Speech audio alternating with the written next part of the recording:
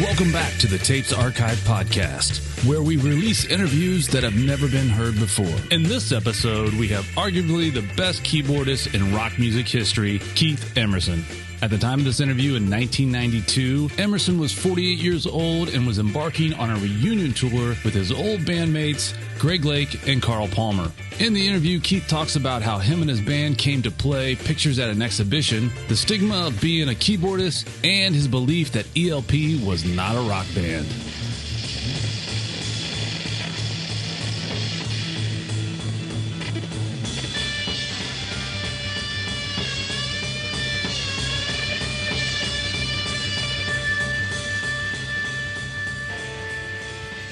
As always, we have music critic Mark Allen at the helm conducting the interview. If you'd like to support the show, please like, follow, and subscribe to us on Facebook, YouTube, Twitter, and Instagram. There, we post other content and information not available on the podcast. If you'd like to read the transcripts for any of our episodes, please head over to our website at thetapesarchive.com. We'll jump into the interview after a quick word from our sponsors. The Tapes Archive is proud to be sponsored by the true crime documentary Dead Man's Line. You've got 100 armed officers around here trying to get a shot at me. I dared them to shoot me. I didn't go down there to be a buffoon. I went down there for vengeance. And by God, I'll have vengeance.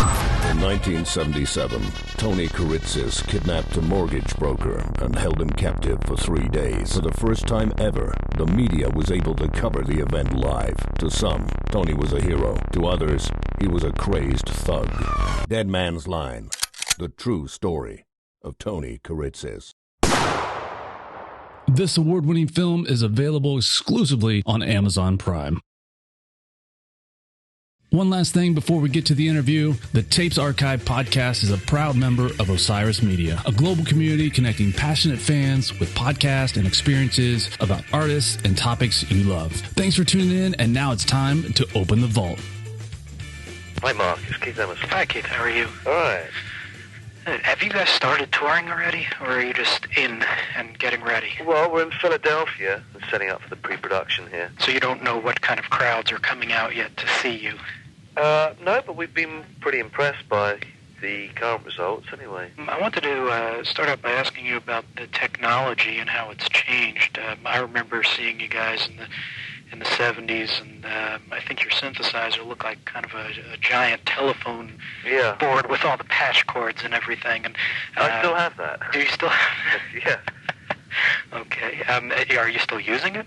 Yes. Oh, really? Okay. Oh, yeah. Why is that? It's become part of me now. I mean, how could I not use it? You know, Well, what else are you using? Has the technology changed greatly for you? It's changed a lot to allow me to use the instruments that I've always loved in the past and link them with what I love about the latest modular things which I have. So, I mean, there's a Hammond organ there which is MIDI'd and can play whatever I decide it can play. It doesn't just have to play the Hammond, you know. Are you pleased with the way the technology has grown? I mean, has it grown to fit somebody like you? I am. I thought in a way it would make my job easier, but when you suddenly realize that with all these things at your fingertips and all these possibilities are there, you tend to sort of bite off more than you can chew, and and it's still hard. You know, you think that maybe it's going to simplify your job at the end of the day, but it doesn't. Your job is still it's still just as hard. But I think the sound quality that comes out is unbelievable. Well, I guess you don't know if it's workable on stage at this point yet, do you? Sorry? I'm saying you don't know whether the new technology or the new pieces that you're working are comfortable for you on stage yet, right? I mean, it's well, I'm pretty well comfortable with them at the moment. In fact, really what I'm doing at the moment is choreographing my moves between all the keyboards. It's not just a question of playing, it's getting to sort of learn what keyboard is doing what at one precise time. A bit like a ballet dancer's movements. Tell me about the reunion. Why did it feel right to get back together after so many years? I think we'd all gone through our period of experimentation and had the wind taken out of our sails, perhaps in some way or another. You know, it's not an easy job for a keyboard player that doesn't sing to get some other format together, because if you that what I was finding, whatever singer I did find was always being compared to Greg. Whatever drummer I did work with in the past was always compared to Carl. And at the end of the day, if you're writing and composing, you want people to hear your music, you know. The outcome of how we got back together was I was asked to do some tracks for a movie, and they wanted to use Greg and Carl as well. So it gave us a good opportunity to listen to what each other had been doing, writing. We swapped ideas and probably did about 5 or 6 tracks, which Victory Records got to hear, and we were offered a record deal. When you were working with other people and they were constantly compared to Greg and Carl, did that get frustrating for you? Were you working with anybody who you thought, boy, this is really it, and people would just say, geez, well, it's not Emerson, Lake and Palmer? Yes, it was frustrating. I think that if I'd have stuck it out, it might have come to some fruition. But, you know, I know that when Phil Collins went and did his solo thing with Genesis, it took him a good 2 years. But Phil Collins sings, and exactly the same thing for Sting when he left the Police. It took him a long time too. But there again, you're dealing with singers. You're not dealing with instrumentalists. I mean, another thing is it's easier for a guitar player to get a solo deal than it is for keyboard players. Can you put your finger on why that is? I mean, here you are, and you know, maybe the best keyboard player ever to come along in rock music, and you know, why would people overlook you? I think it's still the stigma attached to keyboards that it's still not a guitar, and I think that in the age of corporate rock and roll, they look at a keyboard and they say, no, this still doesn't have much of a place in this business. I think there's still that stigma attached to the keyboards. It tends to belong more to jazz, to classical, than it does to rock and roll. People just haven't... Guys that sit behind their desks in record companies, I just don't think they've got any understanding. Well, but, you know, I mean, it comes from experience. Whenever I've met any of these record executives, the only thing they remember is that what they thought was great was me spinning around on the piano, you know. Well, I must admit I enjoyed that myself. But, well, I enjoyed it too, but you know, but there were... I wrote a few tunes in my time, you know. Yeah. but there was so much more to it than that. Yeah, I know.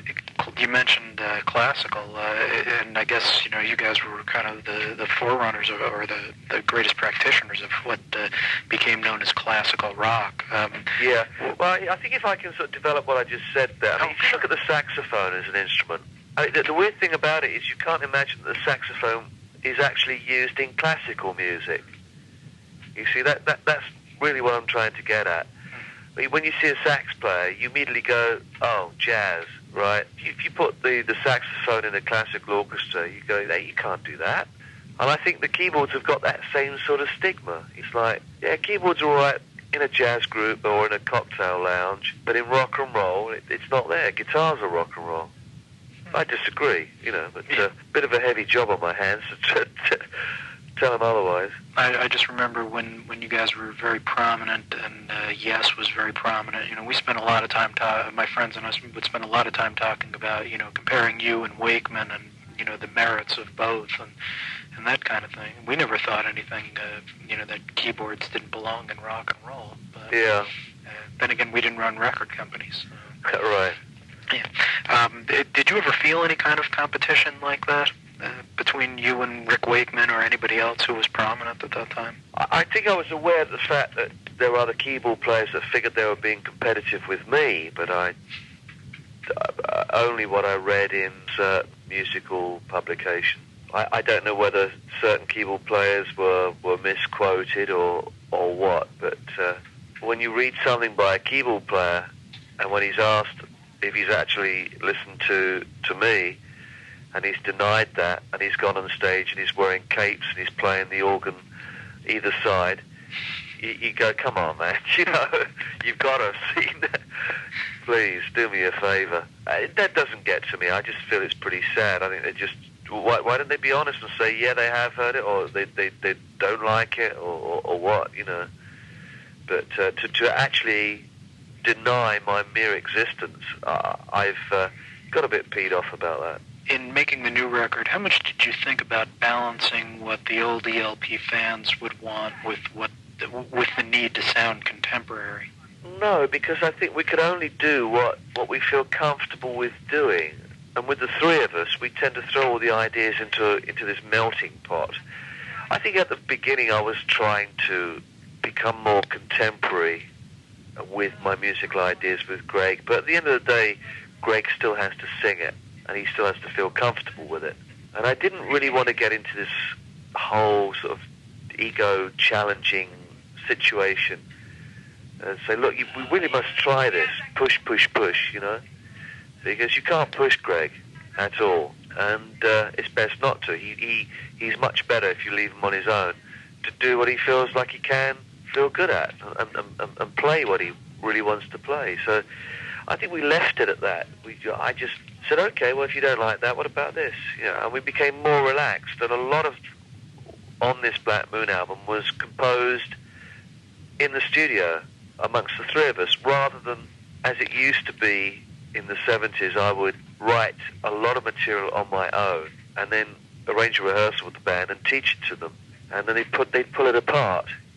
But it was like it was very hard in those 70s days to having spent a lot of time writing, and then you take it to them and they completely pull it apart, where you think you've written the best thing you've ever done and it's all changed, you know. So I wasn't about to get into that this time. Over the years, you guys have taken your share of shots from critics for being, you know, whatever, ponderous, excessive, whatever words they want to use. But I'm thinking it must have been very different on the inside. And I'm wondering, were you thinking as you were creating the music that, you know, you're basically trying to create some sort of symphonies for rock fans? In the 70s? Yeah. Yeah. See, the thing with keyboards is that they don't resonate like a guitar resonates. And playing hooks on a guitar they sound good doing that. You can play hooks on keyboards, obviously. But the guitar has this ringing thing. So to compensate for that, the volume of the sheer volume of sound that the guitar can make, I tend to compensate with getting sheer volume of musical ideas. All the time the textures were changing to maintain the interest. And also I think that the reason why ELP's music was so eclectic was that we just didn't want to stick to one particular style. We were full of surprises, musical surprises. Did you feel like they were symphonies or symphonic, or that it was only marginally related to rock music? I never felt ELP being a rock band, per se, you know. We played in the theatre of rock, and we used a lot of the vehicles to do that, but I think we're still very much the same way, really. We just do what we feel we have to do. And I do like the symphonic form when it comes to writing conceptual pieces, but I don't use it the same way as the classical musicians use. I like a melody to develop and go through modulation. I like exploring different ways of playing a theme, very much the same way as jazz musicians like to take old songs and put some different chord shapes behind them, and you listen to it in a completely different way. You know, I find that fascinating. I always felt that Emerson, Lake and Palmer was a teaching band in a sense, that I learned a lot about music, not just your music, but other people's music, by what you did. I mean, pictures at an exhibition, for example. I mean, I listen to that, then I, you know, go back and pick up Mussorgsky and see what, you know, how it compared. Yeah, well, I mean, that wasn't our intention, but the reason why ELP did that, really, is because we actually liked the tunes. You know, it's very, very simple, really. I had never heard Pictures at an Exhibition until I went to a concert hall in England, and that was on the agenda for the orchestra to play, and I really liked it. It's full of great melodies, and I wanted to play those. And so did Greg and Carl, so that was really the reason. It wasn't a question of, gosh, we're going to do this, and well, I think, in a way, it was like we were saying to the audience, have you heard this piece? And I'm sure a lot of them probably had, but I hadn't. So that was interesting. Yeah. How are we doing time-wise? We're fine. Actually, Mark, hang on. I've got something at the door. Can you hold? Okay, sure. Okay. Okay, good. Yeah, I can tell you that I don't think I knew anybody who knew that piece of music at the time, so it was a learning experience for all of us. But, and this is just like a minor trivial thing, but at the beginning of the record, he says, it's Greg, I guess, saying, we're going to give you pictures at an exhibition, and the audience goes, oh, that's you, okay. Yeah. And the audience goes nuts. How did they know that you were going to do that? Had you been doing that piece? We had, actually, right from our first concert, which was the Isle of Wight Festival. We finished off the Isle of Wight Festival with Pictures Exhibition, plus the fact that we had cannons on stage, and we blew the place up. Yeah. So all of this got around. It was becoming our signature tune sort of thing, or one of them. And we'd gone up and down England playing it, and the fans had followed us. And when we recorded it at the Newcastle City Hall, I think it's only about 2,000-seater. And Newcastle was a very, very big territory for us. When I had the band called The Nice, we always went down very well in Newcastle. So I think that's one of the reasons why we chose Newcastle to record, because they were a very responsive crowd. All right, so here you were, and you're teaching a lot of people about music, whether it's intentional or not, and there were other groups following your lead, and people were learning about music, I think, in a whole other way that doesn't exist anymore. What happened to, I guess, what we used to call classical rock? I don't know. I mean, there was a band called Sky that had a pretty good attempt at doing it. I don't know. I think there's been a swing away from melody with the record companies changing. They want a fast turnover. I think it's damaged music considerably. It really has. I hope the wheels turn full circle now, or is going to turn full circle. Because I think people do want to listen to a melody. Majority of the stuff that you listen to on contemporary hit radio, there's not a lot of melody there, really. It's almost like the younger generation is saying, oh no, if it's got a song, you can't sing it. It's got to have a rhythm. You've got to dance to it. I think this is has a whole reflection on the way kids are. I mean, I don't mind rap, and I think it's a great form to exercise in the street, but I think to market it as a musical product is different. I don't mind it at all. I'm not putting it down. I just think kids want something so easy and just laid on the table that's effortless. I mean, the idea of a kid sort of sitting down at a musical instrument and learning it properly is just, it doesn't go along with Nintendo Game Boys, It's a shame. It's frustrating. Yeah, I mean, I think everybody feels very attached to the kind of music that they grew up with, and since I grew up with the music that Emerson, Lake and Palmer played, I feel like that's the best music there was, and people ought to appreciate it. Yeah, but I mean, you can see why when it's rammed in your face all the time. You got like a boy growing up, and he wants to attract a female, and he sees on MTV that it's you wear your baseball cap back to front, and you go skipping and dancing, and you get lots of chicks, Like in my time, it was a question of you'd impress the opposite sex by playing some good jazz runs, and you could actually say, oh, you've been listening to Miles? Yeah.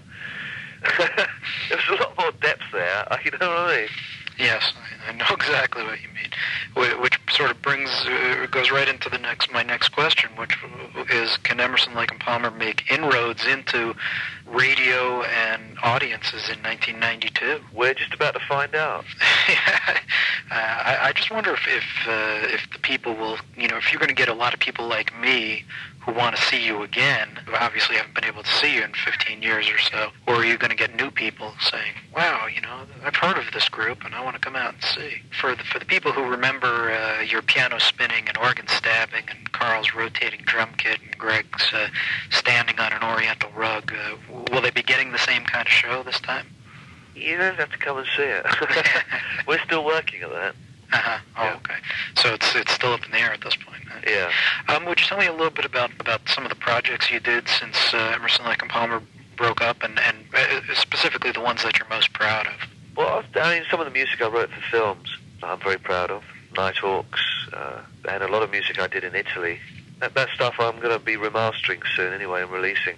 And finally, is there anything else you want me to tell people about you or Emerson, Lake and Palmer or the record or anything that we haven't touched on?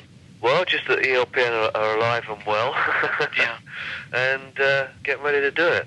And young, too. I was looking up just in some rock and roll reference books, and you guys are young yet. I think everybody has this impression if you played in the 70s that you're about 70 years old now. You know? Oh, right.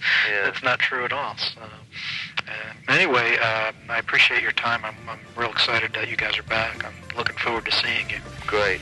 Okay. Thanks a lot, Keith. Thanks, Take Mark. care. Bye. Hey, thanks for listening to the Tapes Archive podcast. Please remember you can always find more information about the show and the individual episodes at our website, thetapesarchive.com. Until next time, the vault is closed.